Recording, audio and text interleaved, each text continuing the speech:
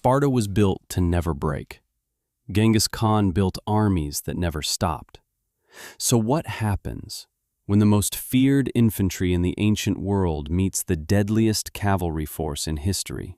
Most people imagine one scene: a wall of Spartan shields, bronze flashing in the sun, spears lowered, horsemen crashing into an unbreakable line. And if that battle happens, this gets very interesting, because in a direct collision, Sparta is dangerous. But war is rarely that simple, because this isn't just a fight between two armies. It's a fight between two completely different ideas of war.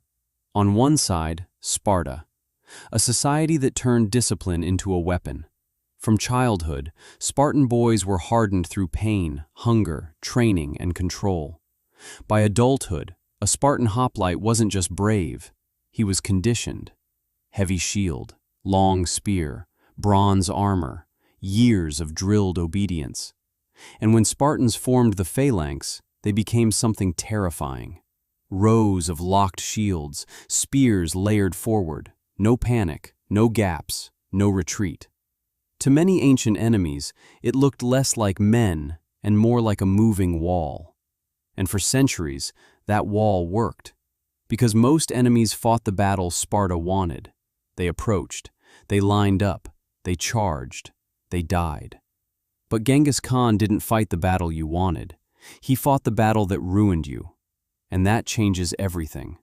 The Mongol army was built around movement: horse archers, light cavalry, scouts, riders who could strike fast, vanish, and return from another direction before you could react. Many carried multiple bows. Many switched horses mid-campaign. Many could ride distances that stunned settled armies. They didn't need to break your line. They could erase everything around it: your food, your water, your allies, your sleep.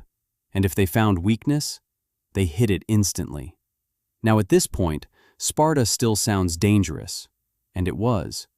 If Mongol cavalry charges headfirst into a Spartan phalanx, that could become a massacre. Horses hate walls of spears. Armor matters. Discipline matters. Close combat matters. But there's one problem. Why would the Mongols do that? Genghis Khan was ruthless. He was brilliant. He was many things. Reckless was not one of them. Imagine first contact. Sparta forms. Perfect order. Shields locked. Spears forward. The kind of sight that once terrified Greece. Then nothing happens. No charge. No clash. Just riders circling in the distance. Then arrows. Then silence. Then arrows again. Then a retreat. Then dust on the horizon. Then another attack from somewhere else. No heroic collision. No clean battlefield. Just pressure, confusion, fatigue. The kind of war Sparta was never designed for. And this is where things begin to tilt. A Spartan phalanx is powerful, but rigid. It needs formation. It needs cohesion. It needs visibility. It needs command. It needs the enemy to commit. The Mongols commit only when the odds favor them. They fake retreats. They lure pursuit. They split forces. They isolate units.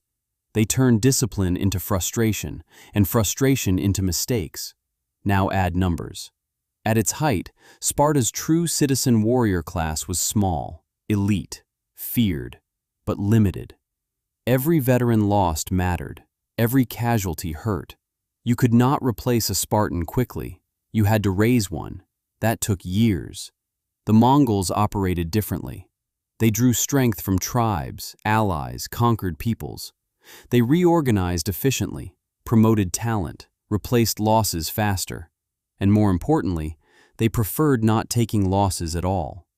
So even if Sparta wins one clash, Genghis Khan doesn't panic. He studies it, changes routes, uses scouts, burns fields, cuts supplies, hits weaker targets, returns when the advantage is his. Because to the Mongols, war wasn't honor, it was math. And that's the part many people miss. Wars are not always won by who is strongest in the fight. They're often won by who controls when the fight happens. Few commanders in history did that better than Genghis Khan. But Sparta still has one path to victory: terrain. Imagine narrow ground, rocky passes, broken hills, limited space. Now cavalry loses room. Now encirclement becomes harder. Now arrows have less freedom. Now the phalanx advances, slow, heavy, relentless. Now every step matters. Now every spear matters. In that moment, Sparta could absolutely win. If Mongol riders are trapped in close quarters against fresh hoplites, losses could be severe, and Genghis Khan would know that, which is exactly why he would avoid it whenever possible. So could Sparta defeat Genghis Khan? In one battle?